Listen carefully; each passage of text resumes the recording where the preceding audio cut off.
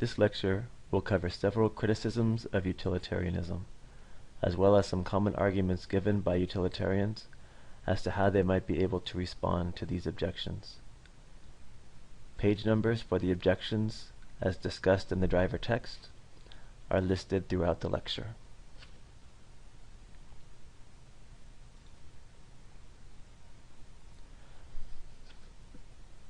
Objection number 1 to utilitarianism.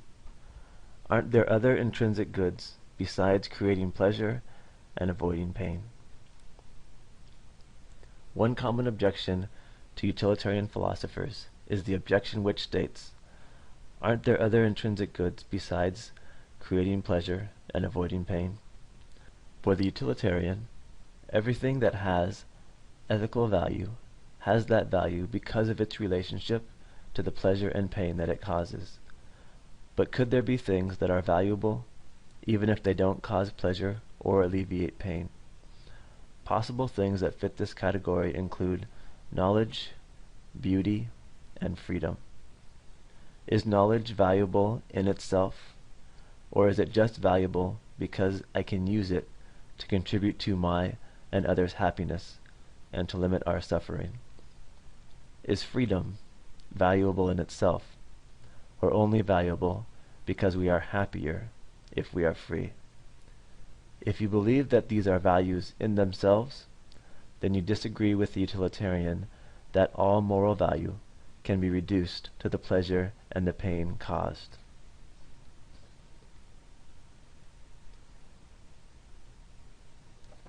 The Utilitarian Response to Objection 1. The utilitarian cannot be a utilitarian and claim that things beyond pleasure and pain have value ultimately. But they may be able to show that most of the things we value, we do so because of the pleasure that they cause or the pain that they alleviate. For example, beautiful things do cause a sense of aesthetic pleasure in us, and perhaps their values derive from causing that pleasure. We are happier when we are free, and perhaps that is why freedom has its value to us. The utilitarian would not be willing to trade happiness for freedom, or happiness for knowledge. A second response might go back to John Stuart Mill, who would say that beauty, freedom, and knowledge are more valuable than simple pleasures because they provide us with higher pleasures. So for Mill, we are not trading pleasure or happiness when we seek a life of knowledge. We are just looking for a better form of pleasure.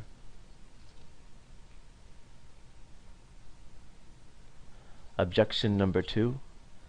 The calculation is too hard. Another common objection to utilitarianism is the claim that it is too hard to sit down and try to calculate all of the pleasures and pains that will be caused by my potential action. We will end up with a less happy world if everyone does that, and it will be impossible to make decisions.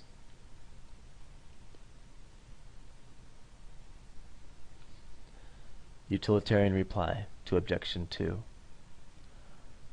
We already saw Bentham respond to this problem. Bentham believes that the principle of utility itself tells us how much calculation we ought to do.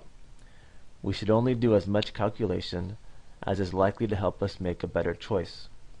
We should not spend our lives doing nothing but calculating, because we would not be able to act in the world and make it a better place if we did.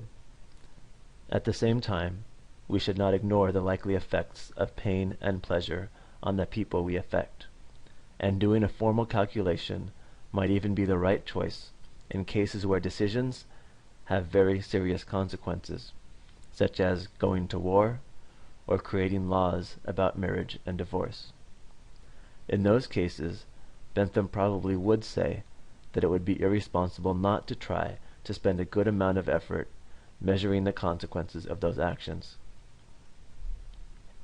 In cases such as pulling a drowning child out of a pond, a utilitarian would not calculate, because she already knows that this would be likely to maximize pain to all who are involved. Objection 3 to Utilitarianism. Utilitarians do not care about justice. A famous objection to utilitarianism often starts by asking us to imagine a scenario such as this. Imagine that you have the opportunity to stop a good deal of suffering by harming someone who has done nothing to deserve the suffering that they incur. Wouldn't the utilitarian be required to torture a potential terrorist who might well be entirely innocent if torturing them had the potential to save the lives of an entire city? Or wouldn't a detective be ethically justified in framing someone who he knows is innocent for a terrorist act, if doing so would stop a civil war from erupting? In each of these cases, it looks like we are sacrificing justice and victimizing an innocent or potentially innocent person because the suffering of that one person is greatly outweighed by the potential suffering of many. But isn't that just inhumane and unjust? If so, isn't utilitarianism a bad theory?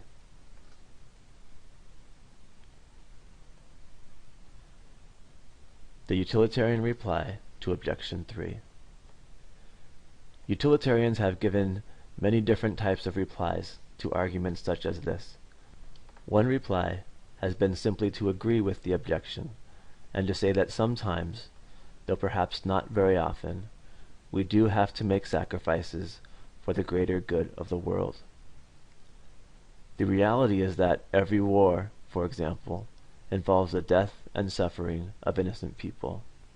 All suffering is bad for a utilitarian, so it is bad that they had to suffer. The utilitarian would think it is bad that a rural German farmer, who was in no way sympathetic to the Nazi cause, suffered as a result of the Allied forces leading a bombing run on Germany. But they might think it was still morally necessary because of the vast amount of suffering alleviated in the long run by defeating Hitler.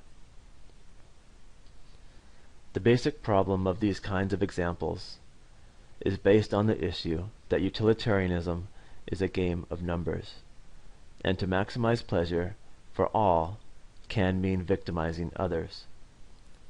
One response to this problem has been to propose rule utilitarianism. Rule utilitarianism is the theory that we should follow the moral rules which, if everyone followed them, would maximize pleasure and minimize pain in the world as a whole. This is opposed to act utilitarianism, which says that our duty is to, with each individual action I take, maximize pleasure and minimize pain in the world as a whole. The rule utilitarian can then say that if we followed the rule, victimize innocent people when that will create happiness in the world would actually be less happy because everyone would be insecure and live in fear of victimization by others. Objection 4 to utilitarianism. What about friends, family, and other obligations? One of the most difficult parts of utilitarianism is the fact that everyone has equal moral value to a utilitarian, and I am responsible for everyone who I affect and can affect with my actions.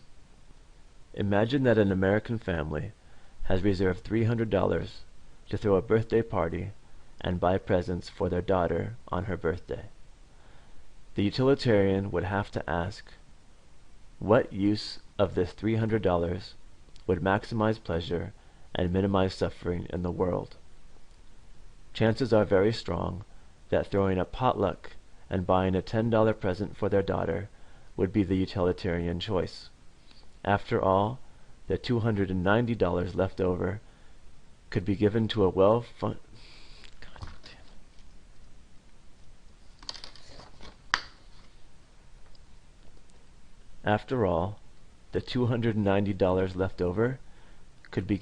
well-monitored food relief program that would use that money to provide a meal to a family who had no money at all. If we elaborate this scenario, it is easy to see that the utilitarian, especially in the relative wealth of America, would probably be required to give vastly more to charity and vastly less to their own friends and family than we do. But should I really have to care as much about the pain, suffering, and joy of people with whom I have little connection as I do with my own family? If I could help 10 strangers with serious needs like food or basic health care, should I be willing to sacrifice the happiness of my own family, so long as that sacrifice did not outweigh the good I could do to others?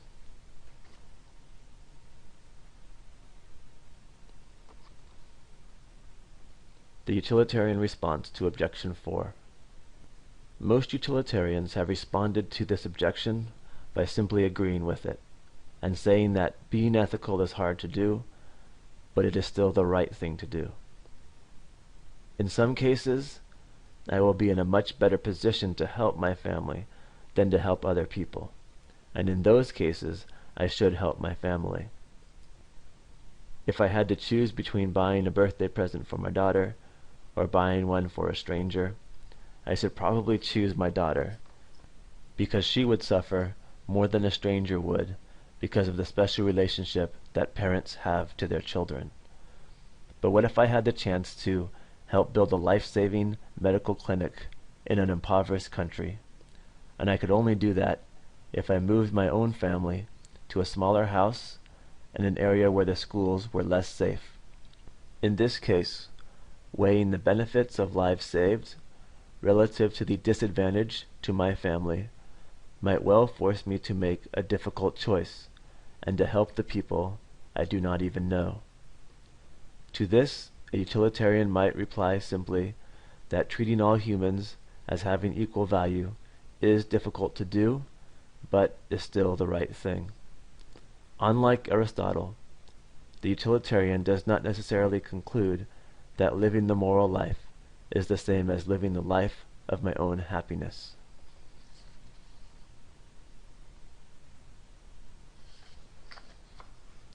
Objection 5 to utilitarianism. It requires negative responsibility. The issue of negative responsibility is closely related to the issue of justice and to those of my obligations to family and friends. To say that we have negative responsibility is just to say that we are just as responsible for the things that we could have stopped but did not as we are for the things that we do. If I could have stopped pain and suffering from occurring, then I am just as morally guilty as the person who takes the act to inflict that pain and suffering.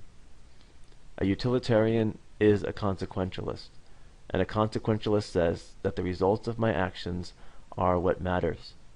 If I have the ability to give someone food and stop their hunger or starvation, for a utilitarian, I am just as responsible to stop that suffering as the person who may have stolen the food from them in the first place. I am not responsible for suffering that I cannot stop. But if I am in a position to stop them from suffering, I am responsible to do so, unless taking some different action would stop even more suffering or create pleasure in a way that would outweigh that pain. Those who object to negative responsibility will usually claim that this is simply unfair. If I did not cause the problem, then it is not my responsibility to fix it. Maybe I am an especially good person if I fix problems that I did not even create, but I am not, so goes the argument, equally responsible for the things I cause and the things that I simply fail to prevent.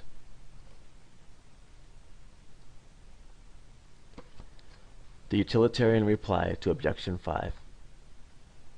The utilitarian reply to Objection 5 is usually similar to the reply to Objection 3. Yes, it is very demanding upon us to hold us as responsible for the harm we create as for the harm that we could have stopped but did not.